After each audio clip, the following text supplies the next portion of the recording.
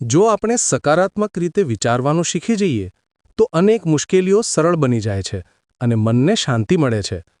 ઉલટા વિચારો કરીને પોતાને કષ્ટ આપવું એ બુદ્ધિમાની નથી, પરંતુ હળવા અને ઉજળા વિચારો રાખવાથી જીવન આનંદમય બની શકે છે. આથી હંમેશા સ્વસ્થ દ્રષ્ટિકોણથી વિચારો અને પોતાને દુઃખી થવાથી બચાવો. આજની વાર્તા. કેટલાક દુઃખો માણસ પોતે જ ઊભા કરે છે. મિત્રો, આપણને ખબર છે કે દરેક માણસને કોઈ ને કોઈ તકલીફ પડે છે, દુઃખ પડે છે, ક્યારેક ક્યારેક મુશ્કેલી પડે છે, પણ એમાંના મનોવિજ્ઞાન એમ કહે છે કે લગભગ મોટા ભાગના દુઃખો એ માણસ પોતે જ ઊભા કરે છે. પોતે જ ઊભા કરે છે એટલે પોતાના વિચારોથી ઊભા કરે છે. પોતે જ ઊભા કરે છે એટલે એનો અર્થ થયો કે પોતાના વર્તનથી ઊભા કરે છે. પોતે જ ઊભા કરે છે એનો અર્થ થયો કે એને સારું બોલતા નથી આવડતું માટે ઊભા કરે છે. અને આ રીતે કેટલાક માણસો બીજા માણસોની સાથે ઝઘડો કરે છે, બીજા માણસોને હેરાન કરે છે. આ બધી જ બાબતોની મૂળ ભૂમિકા છે એ માણસની પોતાની જ હોય છે. અને આ વાતને સમજાવવા માટે એક નાની એવી વાર્તા લેવી છે. કોઈ એક શહેરની અંદર એક સારું કુટુંબ વ્યવસ્થિત રીતે પોતાનો બિઝનેસ કરતા હતા. ભાઈ, પતિ પત્ની, એના માતા પિતા અને એક એનો સંતાન, એમ 5 જણા ઘરમાં રહેતા હતા. સારો વ્યવસાય હતો, પણ જે પતિ હતો એનો જે મન છે એ અશાંત હતું, લોભી હતું, લાલચુ હતું. અને એ અનુસંધાનમાં એ એક વખત બધાને એમ કહે છે કે મને આ વખતે 2 લાખનું નુકસાન થયું.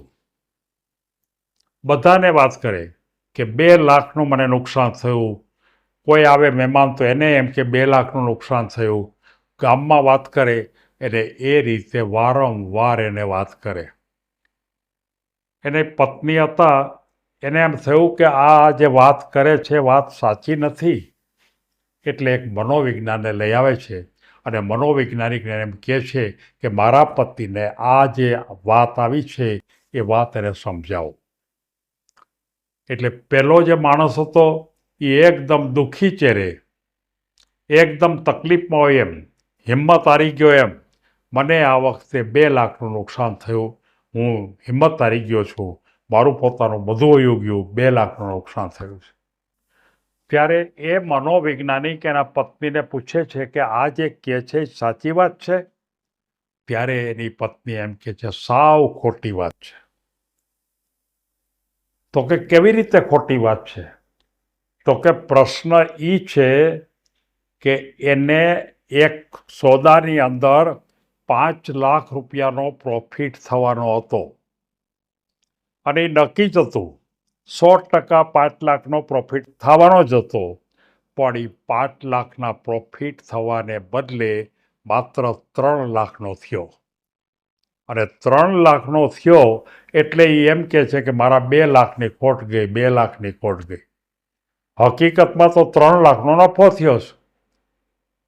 ત્યારે પેલો મનોવૈજ્ઞાનિક એમ કહે છે કે ભાઈ, આ વાત સાચી છે? તો કે વાત સાચી છે. કે મને ખરેખર 5 લાખ મળવાના હતા, 3 લાખ મળે તો 2 લાખને ખોટ ન ગઈ કહેવાય. ત્યારે એ મનોવૈજ્ઞાનિક એમ કહે છે ભાઈ, તને 2 લાખની ખોટ ચોક્કસ ગઈ કહેવાય, પણ તને કદાચ 5 લાખ મળવાના છે એ વિચારને બદલે કદાચ તને 3 લાખ જ મળવાના હોત એવી તારા મગજમાં વિચાર આવ્યો હોત તો ખોટ ન જાત. ત્યારે એને એમ કહે છે ભાઈ, દુનિયાની અંદર તને તો નફો થયો છે, તેને તે જાતે આ પ્રશ્ન ઊભો કર્યો છે. તને જે ખોટ ગઈ છે એ તારા જ વિચારોને કારણે ગઈ છે. સાવ નાની વાત લાગે છે, કોઈ બાળક જેવી વાત આપણે કહી શકાય, એના જેવી વાત લાગે છે, પણ હકીકતમાં આ વાત એક બહુ મોટા બિઝનેસમેનના અનુસંધાનની વાત છે, રિયલ વાત છે. અને એ વાતના અનુસંધાનમાં આપણે એટલું કહી શકાય કે જિંદગીમાં આપણને જે મળે છે એ હંમેશા પ્રોફિટ જ છે. જે પ્રાપ્ત કરો છો એ નફો જ છે. જે આપણને કુદરત આપે છે એ ખરેખર આપણી સંપત્તિ જ બને છે. પણ કેટલી મળવાની હતી એની ચિંતા ન કરો. તમે કેટલી ચિંતા, આ તો તમારા નફામાં ખોટ ગઈ કહેવાય. અને નફામાં આવેલી ખોટ એને ખરેખર ખોટ કહેવામાં આવતી નથી. આ તો કોઈ લોભી માણસ કે લાલચુ માણસની ભૂમિકા છે. અને એ ભૂમિકાના સંદર્ભમાં એકદમ સામાન્ય લાગતી વાર્તા, પણ છતાંય મારે તમને ખાતરીપૂર્વક કહેવું છે કે આવા માણસોની સંખ્યા પણ આ દુનિયામાં ઓછી નથી. આ વાત તો આપણને સમજાય છે, પણ કેટલીક વાતો તો એવી છે કે આપણને સમજાય નહીં, ખરેખર થયું જ ન હોય, તકલીફ પડી જ ન હોય, પણ છતાંય માણસ રાડો નાખતા હોય.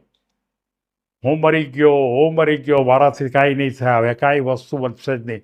આવી રાડું નાખીને કાયમ માટે પોતાના લોભને પ્રદર્શિત કરતા હોય, સમાજમાં મૂકતા હોય. ત્યારે એ અનુસંધાને આ વાત એમ કહે છે કે કુદરતની અંદર હંમેશા આપણને જે કાંઈ મળે છે એને આપણે સંતોષના રૂપમાં આપણે બતાવવું જોઈએ. અને કોઈ પણ વખતે ક્યારેય પણ આપણે જાતે દુઃખ ઊભું ન કરો. આપણને પીડા ન હોય અને દુઃખ ઊભું કરીએ, સહેજ આપણને છાતીમાં દુખે ને તરત જ આપણે વિચાર કરીએ કે કદાચ મને હાર્ટની તો તકલીફ નહીં હોય ને, કદાચ આપણા પગમાં જે દુખે ને ક્યાંક એમ તો નહીં થાય, નસ બંધ નહીં થઈ ગઈ હોય ને, માથામાં ક્યારેક દુખાવો હોય ત્યારે આપણને એમ તો નહીં થાય ને કે કદાચ આપણને આ બ્રેઇનની એટેક આવશે. આવા દુઃખો, પૈસાના દુઃખો, સંબંધના દુઃખો, વાતાવરણના દુઃખો એ માણસ પોતે પોતાની જાતે જ ઊભા કરે છે. અને જો એ માણસ પોતે જો પોતાની જાતે ઊભા ન કરતા હોય તો ખરેખર ઉત્તમ રીતે જઈ શકે. આપણને ખબર છે કે વિદ્યાર્થીઓ પણ 90% માર્ક આવ્યા હોય તો દુઃખી થઈને એક ખૂણામાં બેસી જાય. મારે 96 આવવાના હતા, 90 આવ્યા. અરે ભલા માણસ, 90% માર્ક બધાના નથી આવ્યા. આ પણ એક જાતની માનો કે પોતે જ ઊભું કરેલું દુઃખ છે. આપણે 96% ન આવ્યા તો ન આવે. અને આવા મેં અનેક વિદ્યાર્થીને જોયા છે. અને માત્ર 5 કે 10% ઓછા આવે, પોતાની જિંદગી બગાડી નાખે, આગળના ભણવાની અંદર પણ રસ ન રહીએ. અને આવા પણ જોઈએ. આ બેને સરખે જ કહેવાય. પેલો વેપારી હતો, ઉદ્યોગપતિ હતો, આ વિદ્યાર્થી હતો. આ યુવાનો તમને જોઈ શકશો કે આ જ વાત સ્પોર્ટ્સમાં પણ હોય. સ્પોર્ટ્સની અંદર પોતે વારંવાર સારું રમતો હોય ને કોઈ એકાદ વખત સરખું ન રમે તો તરત જ વલો થઈ જાય કે આજે હું સારું રમી ન શીખો. અરે ભલા માણસ, કોક વાર બને પણ એવું કે કંઈ કાયમ માટે સદી થોડા મારવાના જ. તો શાંતિથી સ્વીકારવાનો પ્રયત્ન, અને જો સ્વીકારવાનો પ્રયત્ન તમે કરશો તો ભવિષ્યમાં તમારી શક્તિ આપોઆપ બહાર નીકળશે. એમ આ વાર્તા આપણને કહે છે. સૌને ધન્યવાદ.